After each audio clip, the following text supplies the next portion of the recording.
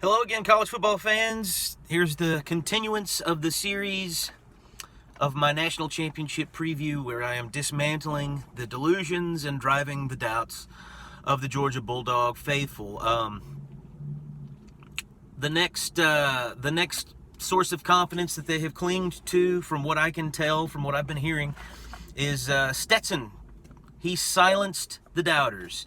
He has shut up all of his critics because of his performance in the Orange Bowl against the Michigan Wolverines. Well, this is one doubter that he did not silence, and I'm really interested to see what these people are doubting. What were they doubting? Was anyone doubting that he could make some plays when everything's going right against an overrated team? He's been doing that all season. He's been doing that in his, he's been performing well. He's a good-looking quarterback against lesser competition his entire career at Georgia. But the doubts are that, can he do it against Alabama? And I mean, no, he hasn't quieted anything as far as I'm concerned. I mean, I heard somebody say that David Pollock said that when Stetson plays well, Georgia's almost impossible to beat. Well, first of all, the key word there is almost, because let's play a little hypothetical game. We'll go back into the past and we're going to rewrite history, right? So when Stetson plays a good game,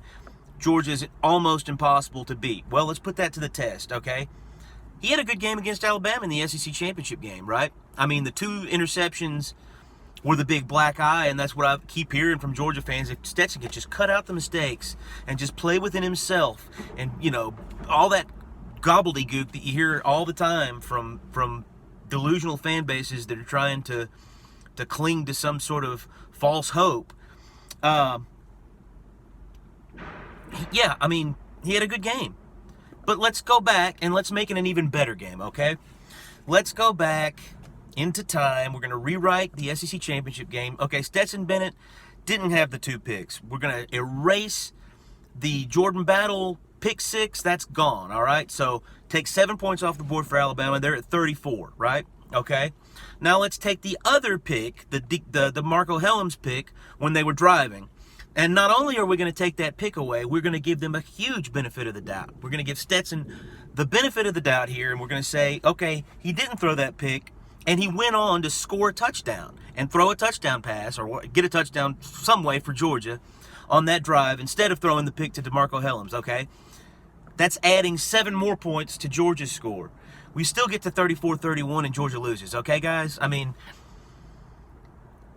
I know that you want to think that you have a chance going into this game. I understand that, and I don't blame you for that, and it's really not you that I'm talking to. I mean, I know that I'm directing it toward the Georgia fans, but it's the people that are at least pretending to be analysts. And I mean, there's plenty of TV people out there that I hear say this kind of stuff all the time. I mean, David Pollock, one of them. Obviously, he's a Georgia alum, so you have to take everything he says about Georgia with a grain of salt, just the same way you have to take everything McElroy says about Alabama with a grain of salt. And they're ESPN guys, and I've already been over about how, why would the channel that has the game, why would they come out and point out the obvious reasons that the outcome is going to be pretty predictable. But, like I said earlier, I mean, he never had to throw under duress against Michigan. His defense, it was pretty clear early on that his defense was going to not allow Michigan to put any pressure on him to have to score a lot of points. He was throwing out of luxury. He was throwing on early downs. He was throwing on short yardage situations and making good plays like he's made his entire career. I mean, he's not a terrible quarterback. He's not the worst quarterback I've ever seen. He's just not a national championship winning quarterback. I mean, the question, these talking heads, they keep acting as though, regular season blowouts. Alabama's had several seasons where they've blown out everybody in their path, and then they run into an elite quarterback in the past few years, and it puts an end to the run. And I mean, Bryce Young is no ordinary quarterback.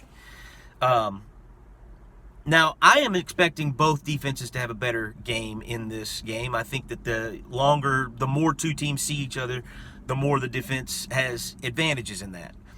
But that's part of my whole point about this is, okay, let's say Stetson does have the game of his life. But if Bryce Young has the game of his life, it's not going to matter. But let's say Georgia's defense has the game of their life. Well, if Alabama's defense has the game of its life, it's not going to matter. If both of these teams play their best game, Alabama can't lose. Now, the only way that Georgia could pull this off is for Alabama to not play a very good game and for Georgia to play the best game they've ever played. And what would lead you to believe that Alabama's going to play a bad game in a national championship? I mean, yeah, that was Santa Clara against Clemson, but, that was Trevor Lawrence. I mean, let's think about this, guys. Alabama under Nick Saban, and really in the entire history of national championship games, because, when Bama was in national championship games before the 92 game, and in 78, that was actually a proper national championship game, 1-2, Penn State and all that. They win those games, But the two they lost, what were the quarterbacks' names? Trevor Lawrence and Deshaun Watson, who are both playing in the NFL right now. As a matter of fact, Deshaun has been a superstar before he became, public enemy number one.